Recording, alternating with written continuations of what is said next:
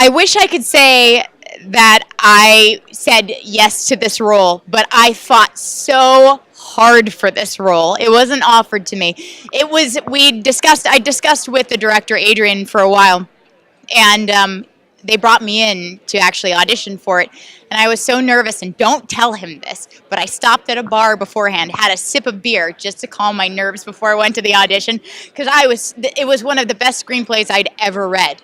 And so I was desperate. I really wanted this part. And I've gone in for so many films, and this was just something that meant so much to me. And so I was like, nope, I have to get this. The character Cello Shea reminded me a little bit of the character of the person that I wished I could be. And I just felt like there was no one, and maybe this is sort of a humble brag. This is not me being humble, but I don't think that there was anyone who could possibly embody that person the way that I could embody that person, because I understood a lot of what she was going through and what her struggles were. I grew up in LA, I grew up in this industry. So, there's a lot that a lot of people wouldn't necessarily understand about that person that I felt like I could. The truth is, let me give you a bite for this. I was playing two characters. So I was playing Cello Shea, and then I was playing the role of the doll. And if you really look at them closely, they are two complete polar opposites, because you have the doll, which is lifeless. There's no life other than what Haskell gives to the doll in his own mind. And Cello is the most colorful, bright, inspiring. She was a muse. She was Haskell's muse. And so to really differentiate between the two characters was a lot of work, and I spent months. I mean, I made up rules for the doll. I could blink every 10 seconds. I had to decide what modes I'd be in. I mean, there are so many things as an actor. You have to decide what motivates your actions. And as a doll, you can't make your own motivation. Somebody else has to motivate you to do certain things. So it's stuff that you make all these rules and then you throw them away on set because you have to just improvise in some ways. Yeah. I will get real with you. I grew up with depression and anxiety my whole life. And I struggled with suicidal thoughts as well. And Cello Shea, obviously, you learn in the first few moments of the film, commits suicide. And she has this obsession with wanting to be special and loved, right? And I think for me personally, that was something that I struggled with, right? Because my childhood wasn't terrible, but I just wanted to be respected. I wanted respect. That's all I ever wanted. And I think coming out of that film, I learned a lot about myself, seeing what another path could have been. And it's not the right path. It's not a good path,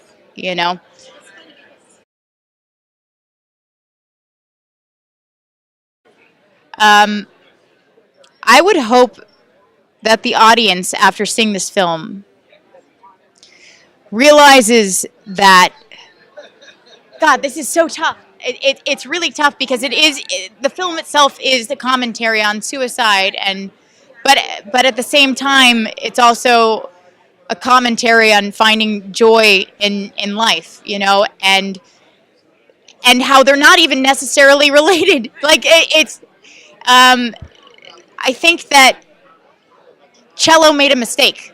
I think that my character, Cello, made a mistake, and I think she realizes that, but it's too late. I think we as a society, especially with our phones, with social media, we get so tied into us and what we are represented as and what people think of us. And I think that that's something that I'm turning 30. Shh. Thank you. And I think that something that I've come to terms with is, pardon my language, but who gives a shit? I mean, find what makes you happy and do it, and do it to the best of your ability, and maybe go hungry for a couple months. And I'm saying this as a privileged white person, like, who grew up in a nice family. But I mean, if you're not happy with your situation, find a way to change it before you go to the worst possible option. I'll tell you a fun story. Um, so all of this press and everything is so bittersweet because unfortunately we lost Richard shortly after the film finished shooting. And every time I see this movie, I bawl like a child. It's really just hard. But Richard was he was just so wonderful. He was such a professional actor. He was sick during the filming, and man, we didn't see it. He hit it. He'd go and he'd do his job, and then he would go back to his trailer, and we wouldn't see it. Um, and I wish I had that. I mean, I hope someday to have that kind of professionalism. And his performance in this film is amazing. He's so inspirational. I'll tell you a fun story about Richard. Because he was in his 70s, right? And I was 20, I think 27 when we filmed. But we were doing a screen test, right? I was up against a couple other girls for cello. And it turns out that Richard actually worked with my father way back in the day, worked on Battlestar Galactica. My father did the special effects.